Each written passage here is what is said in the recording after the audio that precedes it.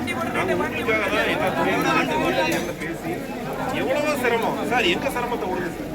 பள்ளி குழந்தைகள் இருந்து பல பேர்த்தோட சிரமம் வந்து இன்னைக்கு குறைஞ்ச நான் சார் நீங்கள் என்ன நம்புறீங்களோ இல்லையோ 1000 வண்டியாவது நம்மளால சிரமம் பண்ணுறோம். அவன் 40-50 கிலோமீட்டர் சுற்றி போகும். இவ்வளோ தூரம் பண்ணதுக்கு அப்புறம் இதுக்கு மேலே நிற்கிறதுங்கிறது வந்து இது சரி தான். சார்கிட்ட நான் வந்து பண்ணி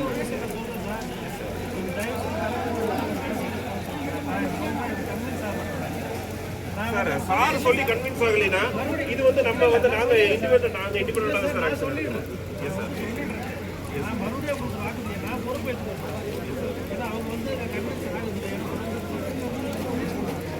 அதே மாதிரி யானைக்கு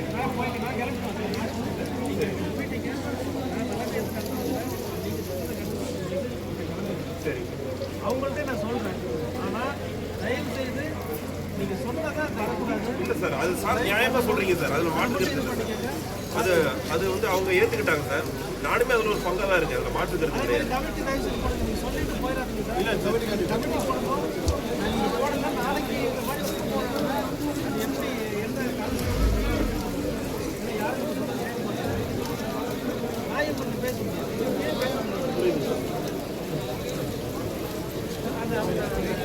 இன்னைக்கு அதை சேர்க்கறது சொல்லி நிச்சயமா இன்னைக்கு நீங்க என்னைக்கு கூப்பிட்டாலும் இதே மாதிரி வந்து நிற்பேன். இன்னைக்கு நாளைக்கு வரமாட்டேன். நாளைக்கு கூப்பிட்டீங்கனாலும் நடுரோட்டில் வந்து உட்காந்து நான் தயாராக இருப்பேன். ரெண்டாவது யானையை வந்து இன்னைக்கு கண்டிப்பா அவங்க அந்த ஸ்கூல் வழியெல்லாம் வந்து டிரைவ் பண்றதுக்கு எல்லா மாதிரி நிறைய டீம் வரும்னு சொல்லியிருக்காங்க. அதனால நம்மளும் வந்து நடவடிக்கை எடுக்கிறதுக்கும் ஒரு டைம் ஸ்பேஸ் கொடுக்கணும். நம்ம காலையிலே இருந்துட்டோம். அவங்க இங்கே இருந்தாக்க யானை வரட்டுற வேலையை செய்ய முடியாது. அதுக்காக கண்டிப்பா நடக்கணும். இல்லைன்னா நாளைக்கா இருந்தாலும் சரி, நாளைக்கு பண்ணாலும் சரி செய்யுங்க.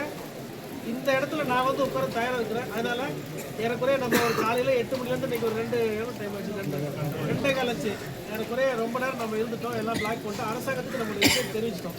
கலெக்டர் ப்ரெஸ் மீட் தரேன்ருக்காங்க சார். கலெக்டர் ப்ரெஸ் மீட் கொடுக்கணுன்னாக்கா நாங்கள் மறுபடியும் போயிருவோம் சார். அதையும் நான் சொல்லிட்டேன். கலெக்டர் வந்து ப்ரெஸ் மீட் கொடுத்தா மட்டும் நாங்கள் நாளைக்கு வந்து மீட் நீங்கள் கொடுக்காம நாளைக்கு மறுபடியும் இதே மாதிரி கண்டினியூ ஆனாக்கா நாளைக்கு கண்டிப்பாக வந்து உட்காருவோம் சார். இதை நீங்கள் சொல்லிடுங்க.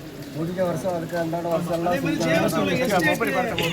தேவச்சோலை எஸ்டேட் இந்த காடுகளை விட்டதுக்கு தயவு செய்து நீங்கள் உத்தரவு போட்டு அதை பண்ணி கொடுங்க. இது ரொம்ப முக்கியம். ஏன்னா அந்த யானை ஆழ்த்தப்பட்ட நைட் இந்த என்னையை பொறுத்தவரை இந்த போராட்டத்தை இப்போ இங்கே இருக்கிற நான் தனியாக சொல்கிறேன். முக்கியமான நபர்களோட சேர்ந்து தான் முடிவெடுத்து ஒரு முடிவு கொண்டு வரோம். நல்லபடியாக எதுவும் நடக்குன்னா போராட்டம் தொடரும் அப்படின்றத சொல்கிறேன். நான் கிளம்புறேன். அவ்வளோதான். போராட்டம் இதோட முடிவு நாளைக்கு பார்த்துக்கிறேன்.